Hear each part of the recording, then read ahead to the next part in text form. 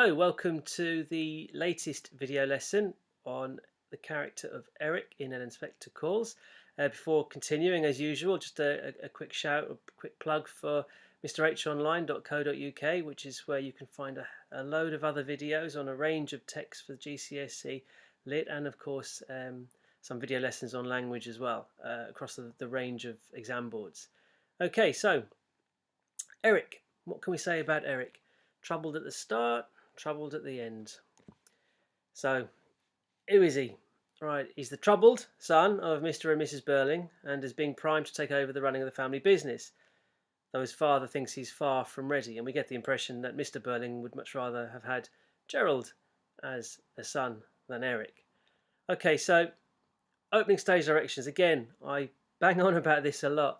Every question you get on character and theme, you need to reference the stage directions in some way. They are what reveals Priestley's themes to us. Okay, so this is Eric's opening stage direction. This is how his character is introduced to us. Not quite at ease, half shy, half assertive. So pause the video. I want you to jot down a little interpretation, or just think about a little interpretation of what this stage direction could imply about the character of Eric. Okay, I'm presuming you've paused. So, not quite at ease.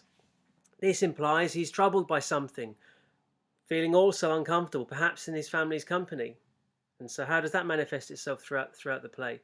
We know he's troubled by something because at the start of the play, he's the only character who is carrying some guilt and responsibility into the action, into the evening, based on his relationship with Eva Smith. Remember, he knowingly has got a girl pregnant. He has knowingly stolen money off his father's business to help support that woman.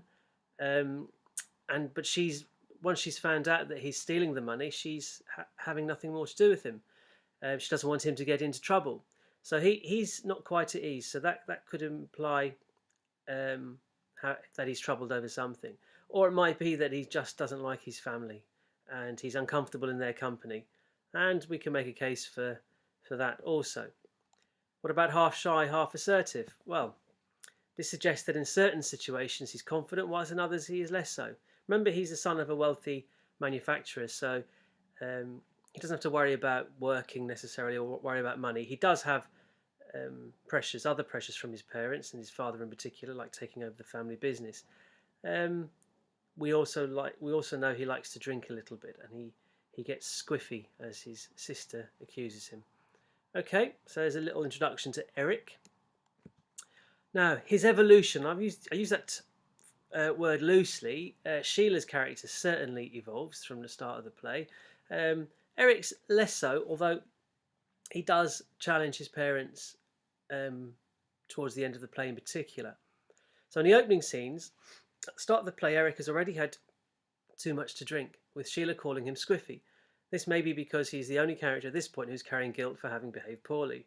Remember, he's got a girl pregnant and has stolen money from the family business.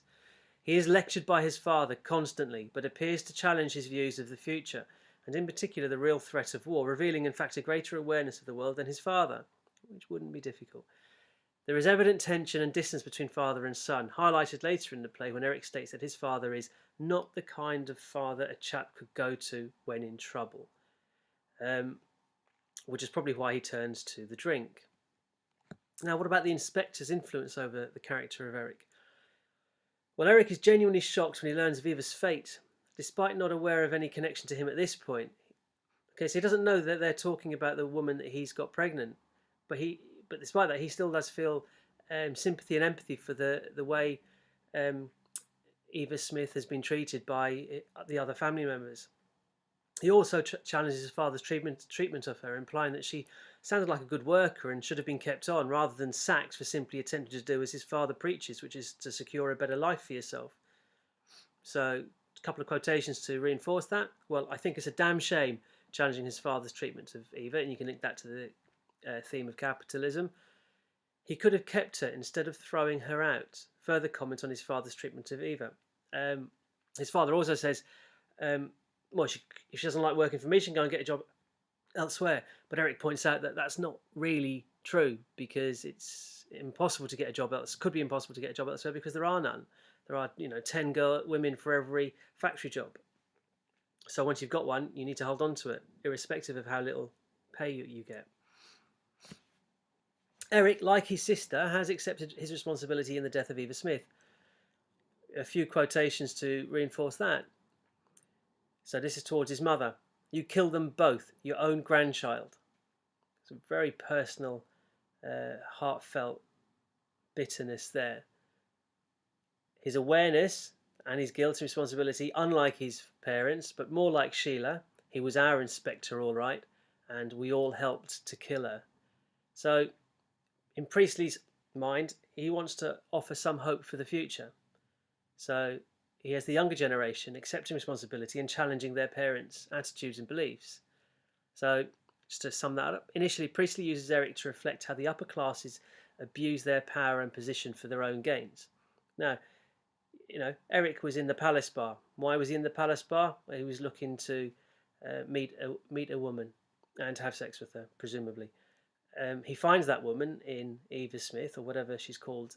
She calls herself to him, and he admits he pushes himself on her. He was in the mood where a chap would easily turn nasty, so he wasn't accepting no for an answer. So, to all intents and purposes, he's raped Eva Smith. Got her pregnant. I suppose in his defence, no, not in his defence, in his favour, then, after that, he doesn't just leave her alone. He does try and support her.